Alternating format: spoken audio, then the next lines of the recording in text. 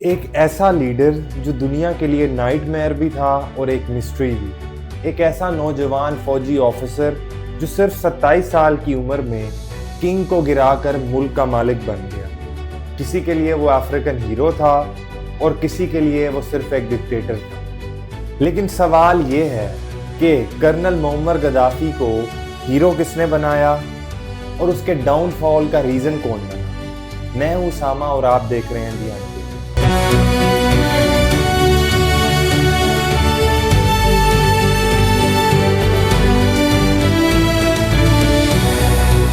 सबसे पहले हम बात करेंगे लीबिया के बैकग्राउंड के बारे में और लीबिया के किंग इदरीस के बारे में। गद्दाफी से पहले लीबिया सिर्फ एक छोटा सा डेजर्ट था जिसका असल खजाना था ऑयल।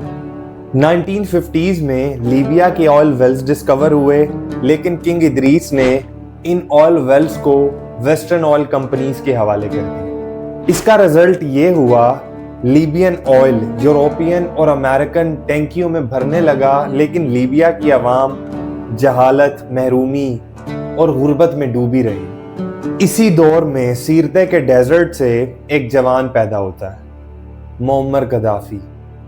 1942 में लीबियन ट्राइब में एक बच्चा पैदा होता है जहां पे गुर्बत थी, ना तालीम थी, लेकिन एक सोच थी, एक आइडियोलॉजी थी, एक जुनून था कि वो बच्चा लीबिया का नासिर बनेगा, जमाल अब्दुल नासिर। इजिप्ट का वो जमाल अब्दुल नासिर जिसने सुइस कैनाल को नेशनलाइज करके वेस्टर्न पावर्स को चैलेंज किया। गद्दाफी छोटी उम्र से ही एंटी कॉलोनियल माइंडसेट रखता था और उसका एक ख्वाब था अरब यूनिटी। उसने आर्मी ज्वाइन की और सीक्रेट सेल्स बनाए। मकसद सिर्फ एक था कि किंग इदरीस की मोनार्की को चैलेंज करना, उसको गिराना और लीबिया में एक नया सिस्टम लाना। 1 सितंबर 1969 में लीबिया में एक मिलिट्री कू होता है। मिलिट्री कू और मार्शल लॉ आपने सुना होगा, ये दोनों सेम चीजें हैं। तो मोअम्मर गद्दाफी और उसके चंद फौजी जवानों ने मिल के किंग इदरीस की मोनार्की को गिराया और मोअम्मर गद्दाफी लीबिया का मालिक बन गया। लीबिया का नाम रखा गया लीबियन अरब रिपब्लिक। एक कॉमन मिसअंडरस्टैंडिंग है या मिथ है कि लीबिया और इजिप्ट ये अरब कंट्रीज हैं, ये बेसिकली अफ्रीकन कंट्रीज हैं। तो पहले तो दुनिया के लिए, स्पेशली यूरोप और अमेरिका के लिए ये एक शौक था, लेकिन फिर वेस्ट ने समझा कि एक इनएक्सपीरियंस फौजी, इसको हम इन्फ्लुएंस कर सकते हैं, हम इसको इन्फ्लुएंस कर लेंगे। तो CIA और वेस्टर्न पावर्स ने गद्दाफी को सबसे पहले टॉलरेट किया। उन्हें कोई खतरा नहीं महसूस हुआ मोअम्मर गद्दाफी से। दूसरी तरफ आहिस्ता आहिस्ता लीबिया में मोअम्मर गद्दाफी की इन्फ्लुएंस स्ट्रॉन्ग होती जा रही थी। फिर आया पैन अरबिज्म और गद्दाफी का entire West stance.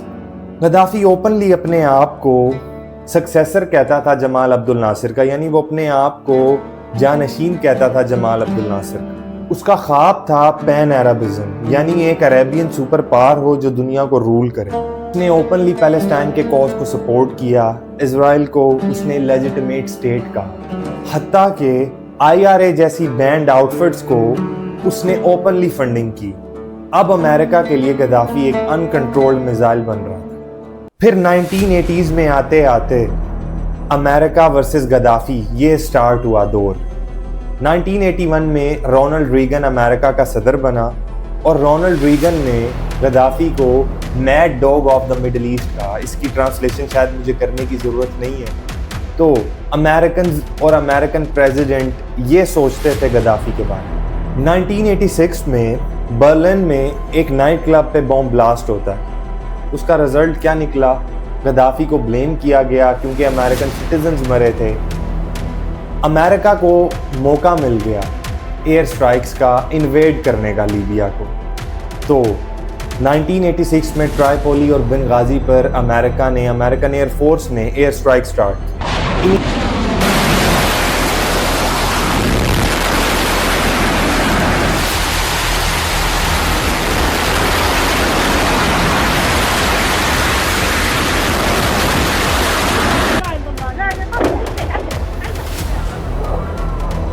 Air strikes में और इन बॉम्बिंग्स में गद्दाफी तो बच गया, लेकिन उसकी बेटी मर गई। इसके बाद स्टार्ट हुई open war between Muammar Gaddafi and America. تندمون يوم لا ينفع الندم.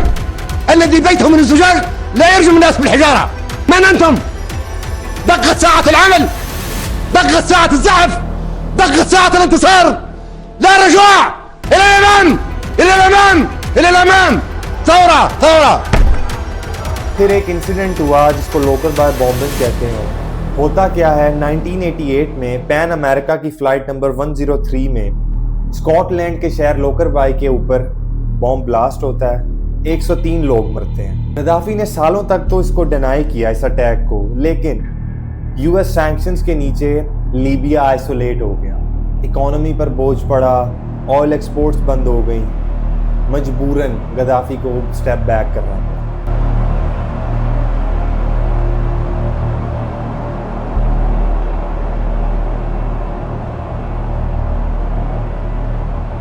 Gaddafi ने डैमेजेस पे किए, सस्पेक्ट्स हैंड ओवर किए, लेकिन उसने ओपनली कहा मैं इनोसेंट हूँ, ये सिर्फ अमेरिकन प्रेशर है।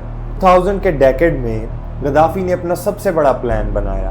क्या प्लान हैच किया गद्दाफी ने? उसका प्लान था गोल्ड बैक्ड दिनार, यानी अफ्रीका के 54 मुल्क डॉलर, यूरो, पाउंड, इन सब से हट के ऑयल ट्रेड करें एक कॉमन करेंसी में।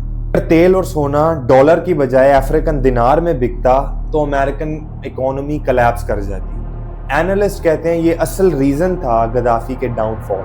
2011 में अरब स्प्रिंग स्टार्ट होता है। ट्यूनीजिया, इजिप्ट और इवन लीबिया में भी प्रोटेस्ट स्टार्ट होते हैं, लेकिन यहाँ प्रोटेस्ट में एक डिफरेंस था। यहाँ नेटो ने इन्वेड किया लीबिया को। यूएन में रेजोल्यूशन पास हुआ और नेटो को इजाज़त दी गई ह्यूमैनिटेरियन ग्राउंड्स पे कि वो इन्वेड कर सकते हैं लीबिया को। यानी गद्दाफी अपने लोगों को मार रहा है, हम लोगों को बचाने के लिए एंटर कर रहे हैं लीबिया। अमेरिका ने अपने दोस्तों को आगे किया, लाइक फ्रांस, यूके और नेटो, लेकिन असल मास्टरमाइंड पीछे वॉशिंगटन था। हिलरी क्लिंटन ने कहा था we came, we saw and he died. We came, we saw, he died.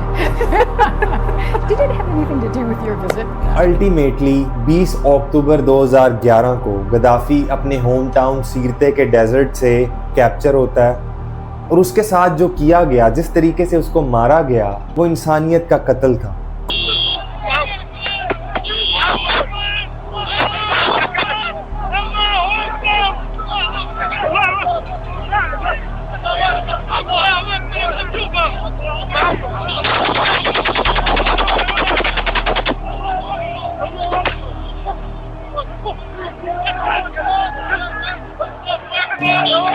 को ब्रूटली मार दिया गया और टीवी चैनल्स पर ये लाइव टेलीकास्ट हुआ।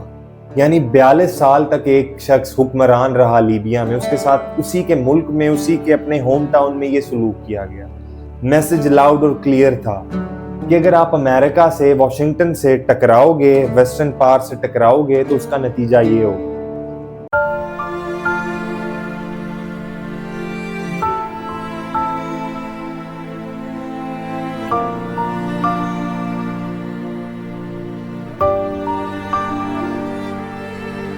गद्दाफी को तो मार दिया गया, उसके क्रिटिक्स भी कहते हैं वो एक डिक्टेटर था, अच्छा हुआ उसको मार दिया गया, लेकिन रियलिटी क्या थी? गद्दाफी के दौर में लीबिया अफ्रीका का सबसे अमीर मुल्क बन गया था। फ्री एजुकेशन थी, फ्री हेल्थ केयर थी, इवन जो लोग शादियां करते थे स्टेट उनको घर भी देती थी। ये था गद्दाफी का लीबिया।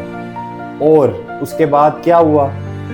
लीबिया एक फेल्ड स्टेट बन गया, मिलिशियाज, सिविल वॉर्स, ये हुआ गद्दाफी के बाद। पहले तो लोगों ने बहुत खुशियां मनाई, लेकिन आज लीबिया में क्या हो रहा है? So that's all for today. Thank you so much for watching the end. अल्लाह हाफिज़।